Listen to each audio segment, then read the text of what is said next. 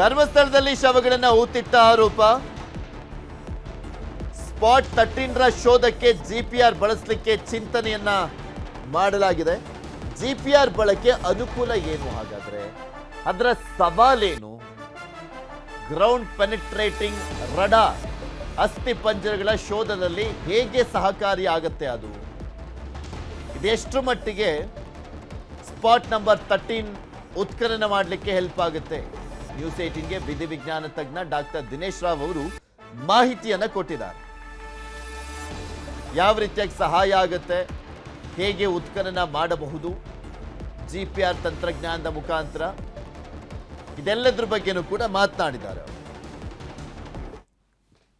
Ground penetrating radar ಇದು ಒಂದು technology wear especially ನಾವು ಈ ನೆಲದ ಕೆಳಗಡೆ ಅಂದ್ರೆ ಅಂಡರ್ ದ ಗ್ರೌಂಡ್ ಏನಾದರೂ ಆಬ್ಜೆಕ್ಟ್ಸ್ ಇದೆಯಾ, or there is some change in the medium ಅಂತ ಹೇಳ್ತೀವಿ ನಾವು. ಚೇಂಜ್ ಇನ್ ದ ಮೀಡಿಯಂ ಅಂದ್ರೆ ಆ ಮಣ್ಣಿನ ಪದರದಲ್ಲಿ ಏನಾದ್ರೂ ಬದಲಾವಣೆ, ಏನೋ ಕಲ್ಲಿದೆಯಾ, ಇಲ್ಲ ನೀರಿದೆಯಾ, ಇಲ್ಲ ಗಾಳಿ ಇದೆಯಾ, ಆಮೇಲೆ ಎಲ್ಲದಕ್ಕಿಂತ ಏನಾದ್ರೂ ಈ ಮೂಳೆಗಳು ಇಲ್ಲ ಬಾಡೀಸ್ ಏನೇ ಇದ್ರೆ ಅಂದ್ರೆ ಇದರಲ್ಲಿ ಹೇಗೆ ಅಂದ್ರೆ this technology it has got one antenna. ಒಳಗೆ ಆ ಇನ್ಸ್ಟ್ರೂಮೆಂಟ್ ಒಳಗೆ ಒಂದು ಆಂಟೆನಾ ಇರುತ್ತೆ.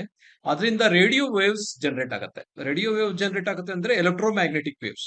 It's high frequency, nearly around some 2.5 gigahertz hertz ವರ್ಗು, ಅಂದ್ರೆ ಅರೌಂಡ್ ಸಮ್ 20 ಮೆಗಾಹರ್ಟ್ಸ್ ಇಂದ 2.5 ಗಿಗಾ ಹರ್ಟ್ಸ್, ಅಂದ್ರೆ ಇಷ್ಟು ಪವರ್ಫುಲ್ ರೇಡಿಯೋ ವೇವ್ಸ್ ಜನರೇಟ್ ಆಗುತ್ತೆ. ಅದನ್ನ ಗ್ರೌಂಡ್ ಒಳಗಡೆ ಬಿಡ್ತಾರೆ.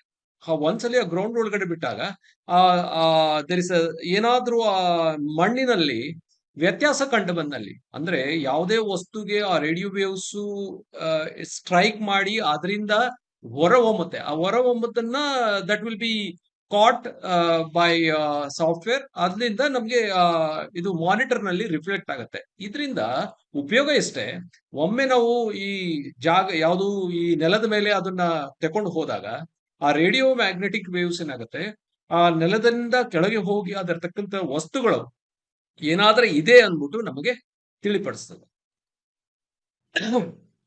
ಇದರ ಅಡ್ವಾಂಟೇಜ್ ಏನು? ಇದರ ಅಡ್ವಾಂಟೇಜ್ ಇಷ್ಟೇ, ಏನಾದ್ರೂ ಕಲ್ಲುಗಳಿದ್ರೆ ಇಲ್ಲ ಅದೇ ಮೊದಲೇ ಹೇಳಿದಾಗ ನೀರಿದ್ರೆ, ಇವನ್ ಈ ಮೂಳೆಗಳು ಏನಿದ್ರೆ ಅದ ಮೂಳೆಗಳು ಇಲ್ಲ ಬಾಡಿ ಡೆಡ್ ಬಾಡಿ ಏನಾದ್ರು ಇದ್ರೆ ಅದರಿಂದ ಏನಾಗುತ್ತೆ, there will be a change in the medium ಅಂದ್ರೆ ರೇಡಿಯೋ ವೇವ್ಸ್ ಅದಕ್ಕೆ ಹೊಡೆದು ಅದ ನಂತರ ಬರ್ತಕ್ಕಂಥದ್ದು ಪ್ಯಾಟರ್ನ್ ಏನಿದೆ ಆ ಪ್ಯಾಟರ್ನ್ ಅನಲೈಸ್ ಮಾಡಿ ನೋಡಿದಾಗ ಇಲ್ಲಿ ಒಂದು ಮೂಳೆ ಇದೆ, ಇದು ಕಲ್ಲಿದೆ, ಇಲ್ಲ ನೀರಿದೆ, ಇಲ್ಲ ಬಾಡಿ ಇದೆ ಅಂತ ನಮ್ಗೆ ಗೊತ್ತಾಗತ್ತೆ. ಸೊ ನೋಡಿ, ಇದು ಯಾವಾಗ ಉಪಯೋಗಿಸ್ತೀವಿ?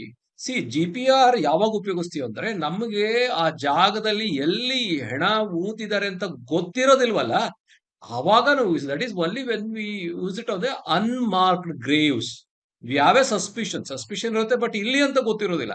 ಬಟ್ ಇದನ್ನ ನಾವು ಈಗ ಯಾರಾದ್ರೂ ಒಬ್ರು ಬಂದು ಹೇಳ್ತಾರೆ ಇದೇ ಜಾಗದಲ್ಲಿ ಹೂತಿದ್ವಿ ಅಂತ, ಅದಕ್ಕೆ ನಾವು ಜಿಪಿಆರ್ ಉಪಯೋಗಿಸೋದಿಲ್ಲ. ಬಟ್ ಅವ್ರು ಹೇಳ್ತಾರೆ ಇಲ್ಲೆಲ್ಲೋ ಒಂದು 10 ಬಾಡಿ ಊತಿದಾರೆ ಅಂತ ಗೊತ್ತು, ಬಟ್ ಎಲ್ಲಿದೆ ಅಂತ ಗೊತ್ತಿಲ್ಲ. ಅಂತ ಟೈಮಲ್ಲಿ ಯಾವ ಜಾಗ ಅಂತ ತೋರಿಸ್ತಾರೆ, ಆ ಜಾಗ ಫುಲ್ 1 ಎಕರೆ 2 ಎಕರೆ ಇದನ್ನ ನಾವು ಸ್ಕ್ಯಾನ್ ಮಾಡಿ ಜಿಪಿಆರ್ ಅಂತ ಒಂದು ಇನ್ಸ್ಟ್ರೂಮೆಂಟ್ ಯೂಸ್ ಮಾಡಿ then we try to find ಇಲ್ಲಿ ಏನೋ ಬಾಡಿ ಇದೆಯಾ, ಮೂಳೆ ಇದೆಯಾ ಏನು ಅಂತ ನಮ್ಗೆ ತಿಳಿಪಡಿಸ್ಲಿಕ್ಕೋಸ್ಕರ. That means it is only used in case of unmarked grave. ಎಲ್ಲಿ ಹೆಣ ಊತಿದ್ದಾರೆ ಅಂತ ಗೊತ್ತಿದೆ ಅಂತ ಜಾಗದಲ್ಲಿ ಈ ಜಿಪಿಆರ್ ಉಪಯೋಗಿಸೋದಿಲ್ಲ. ನಾವು ನೋಡಿ, ನಾನು ಹೊರದೇಶದಲ್ಲಿ ಇದ್ದಾಗ even I used to use ಈ ಜಿಪಿಆರ್ ಒಂದೇ ಅಲ್ಲ, ಇವನ್ ಥರ್ಮಲ್ ಸ್ಕ್ಯಾನರ್ಸ್ ಯೂಸ್ ಮಾಡ್ತಿದ್ವಿ. ಎಲ್ಲಿ ಡಿಕಂಪೋಸ್ ಬಾಡೀಸ್ ಇರುತ್ತೆ ಅಲ್ಲಿ ಈಟ್ ಜನರೇಟ್ ಆಗುತ್ತೆ. ಆ ಈಟ್ ಜನರೇಟ್ ಆಗಿರೋದನ್ನ that we have the scanners which will catch up that particular heat. So thermal scanners ಅಂತೀವಿ. GPR plus thermal scanners. So plus ನಾವು ಸ್ನಿಫರ್ ಡಾಗ್ಸ್ ಯೂಸ್ ಮಾಡ್ತಿದ್ವಿ. ಅಂದ್ರೆ ಏನು, ಎಲ್ಲಿ ಕೊಳ್ತಿರೋ ಶವ ಇದೆ ಅದು ಕೆಲವು ಕೆನೈನ್ ಡಿವಿಷನ್ಸ್ ಅಂದ್ರೆ ನಾಯಿಗಳು ಅದಕ್ಕೆ ಟ್ರೈನ್ ಮಾಡಿರ್ತದೆ. ಅದು ವಾಸನೆ ಕಂಡು ಹಿಡಿದ್ಬಿಟ್ಟು ಇಲ್ಲಿ ಬಾಡಿ ಇದೆ ಅಂತ ನಮಗ್ ತೋರಿಸ್ತಿತ್ತು. ಸೊ ಈ ತರ 3 ವಿಧಗಳಿಂದ ನಾವು ಊತಿರ್ತಕ್ಕಂಥ ಬಾಡಿನ ನಾವು ಹುಡುಕ್ತಾ ಇದ್ವಿ. ನೋಡ್ತಾ ಇದ್ರಲ್ಲ, ಇಲ್ಲಿ ಪ್ರಮುಖವಾಗಿ ದಿನೇಶ್ ರಾವ್ ಅವರು ಹೇಳ್ತಾ ಇದ್ರು ಜಿಪಿಆರ್ ಯಾವ ಕಾರಣಕ್ಕೋಸ್ಕರ ಉಪಯೋಗ ಮಾಡಲಾಗತ್ತೆ, ಅದರ ಉಪಯೋಗ ಏನು ಅನ್ನುವಂಥದ್ರ ಬಗ್ಗೆ ಸ್ಪಷ್ಟವಾಗಿ ಹೇಳ್ತಾ ಇದ್ರು. ಅದರ ಜೊತೆಗೆ ಥರ್ಮಲ್ ಸ್ಕ್ಯಾನರ್ಸನ್ನು ಕೂಡ ಬಳಸ್ಬೋದು, ಬೇಕಾದರೆ ನಾವು ಹೀಟ್ ಜನ್ರೇಟ್ ಆಗುತ್ತೆ, ಅದರ ಮುಖಾಂತರನೂ ಕೂಡ ಫೈಂಡ್ ಔಟ್ ಮಾಡುವಂಥ ಕೆಲಸ ಮಾಡಬಹುದು. ಬಿಕಾಸ್ ನಾವು ಇದನ್ನು ಬೇರೆ ಕಂಟ್ರಿನಲ್ಲೆಲ್ಲ ಯೂಸ್ ಮಾಡಿದ್ವಿ ಅನ್ನುವಂಥದ್ದನ್ನು ದಿನೇಶ್ ರಾವ್ ಅವರು ಹೇಳ್ತಾ ಇದ್ರು. ಸೊ ಈಗ ಸ್ಪಾಟ್ ನಂಬರ್ 13 ಸ್ಪಾಟ್ ನಂಬರ್ 13 ಉತ್ಖನನದ ಸಂದರ್ಭದಲ್ಲಿ ಅದೆಲ್ಲವನ್ನು ಕೂಡ ಯೂಸ್ ಮಾಡಲಿಕ್ಕಾಗತ್ತಾ, ಯೂಸ್ ಮಾಡ್ತಾರಾ, ಆ ಸಿಸ್ಟಮ್ ಏನಾದರೂ ಬಂದಿದೆಯಾ ಈಗ ಆಲ್ರೆಡಿ, ಅಥವಾ SIT ಅವರು ಆ ಸಿಸ್ಟಮ್ನ ಆರ್ಡ್ರ್ ಏನಾದರೂ ಮಾಡಿದಾರಾ, ಅದನ್ನೇನಾದರೂ ತರಿಸಲಾಗ್ತಾ ಇದೆಯಾ, ಅಥವಾ ಮಾನವ ಶ್ರಮದ ಮುಖಾಂತರನೇ ಅಲ್ಲಿ ಉತ್ಖನನ ಮಾಡುವಂಥ ಕೆಲಸ ಆಗುತ್ತಾ? ಈ ಎಲ್ಲ ಪ್ರಶ್ನೆಗಳಿಗೂ ಇವತ್ತೇ ಉತ್ತರ ಸಿಗುತ್ತಾ ಅಥವಾ ನಾಳೆ ಉತ್ತರ ಸಿಗುತ್ತಾ ನೋಡಬೇಕು. ಕಡೆ ಮಳೆ ಕೂಡ ಆಗ್ತಾ ಇರುವಂಥದ್ದು ಬೆಳ್ತಂಗಡಿ ಭಾಗದಲ್ಲಿ, ಧರ್ಮಸ್ಥಳದ ಭಾಗದಲ್ಲಿ. ಅನಾಮಿಕ ಬೇರೆ ಲೇಟಾಗಿ ಬಂದ.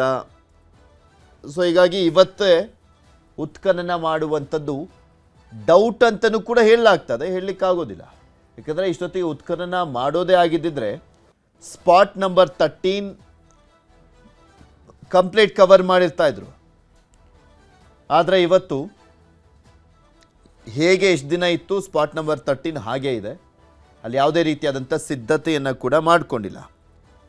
ಬೆಳ್ತಂಗಡಿಯಿಂದ ಈ ಸ್ಪಾಟ್ ನಂಬರ್ 13ಗೆ ಬರೋದಕ್ಕೆ 20 ನಿಮಿಷ ಆಗುತ್ತೆ. ಆದರೆ ಅನಾಮಿಕ SIT ಕಚೇರಿಯಲ್ಲೇ ಇದ್ದಾನೆ. SIT ಕಚೇರಿಯಲ್ಲೇ ಇರುವಂಥ ಹಿನ್ನೆಲೆಯಲ್ಲಿ ಇವತ್ತು ಉತ್ಖನನ ಮಾಡುವಂಥದ್ದು ಬಹುತೇಕ ಡೌಟ್ ಅಂತ ಹೇಳಲಾಗ್ತದೆ. ನೋಡೋಣ, ಈ ಒಂದು ಪ್ರಕರಣ ಇವತ್ತು 13ನೇ ಸ್ಪಾಟಲ್ಲಿ ಉತ್ಖನನ ಆದರೆ ಕ್ಲೈಮ್ಯಾಕ್ಸ್ ಅಂತಕ್ಕೆ ಹೋಗುತ್ತಾ, ಅಥವಾ ಮತ್ತೊಂದು ಸುತ್ತಿನ ಉತ್ಖನನಕ್ಕೆ ರೆಡಿ ಮಾಡಿಕೊಳ್ಳಾಗತ್ತಾ, ಆತನನ್ನು ನಂಬಿ ಇನ್ನಷ್ಟು ಸ್ಪಾಟ್ಗಳನ್ನು ಏನಾದರೂ ಗುರುತಿಸಿ ಉತ್ಖನನ ಮಾಡುವಂಥ ಪ್ರಕ್ರಿಯೆ ಆಗತ್ತಾ, ಗೊತ್ತಿಲ್ಲ ಏನಾಗುತ್ತೆ ಅಂತ.